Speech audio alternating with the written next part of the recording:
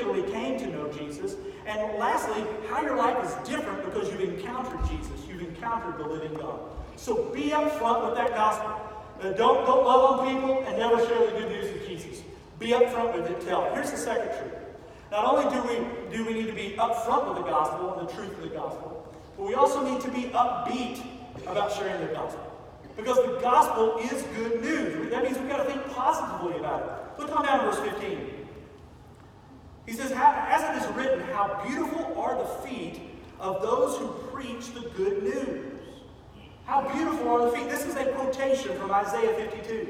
It's about how the messenger's feet, the one that's bringing the message, is beautiful. That word can also be described or translated as timely or welcome. But listen to Isaiah 52:7. This is an Old Testament prophecy that Paul is grabbing hold of and repeating it in the book of Romans.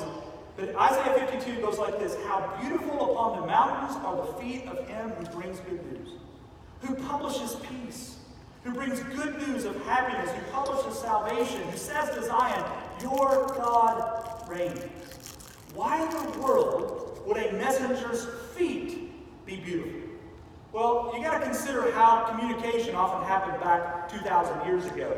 A long time before the fake news era, right? Back in those days, they didn't have the internet. You didn't have newspapers. You didn't have radio, television. You didn't have Facebook. You didn't have Twitter. You didn't have any of that kind of thing. The only way that you could get a message from one place to another was to physically give it to someone, either in written form or oral form, and that someone was a messenger, and they would leave the one location and travel someplace else and either hand over the letter or speak the message. That was the only way that you could convey a message back in those days. So what would happen would be, the town would be all up in a stir when a messenger would come riding into town or come running into town.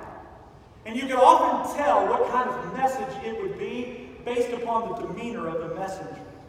You see, in some cultures back in biblical days, if you came into a community with bad news and you brought it to the sovereign, the king, and he didn't like the news, sometimes they killed the messenger.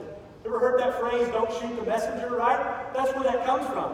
But when a messenger would come into town with bad news, maybe you saw his shoulders slumped over, his face down. But what if he came into town with good news? Man, he's skipping, right? Because he knows he's not dying that day. He's got good news to share.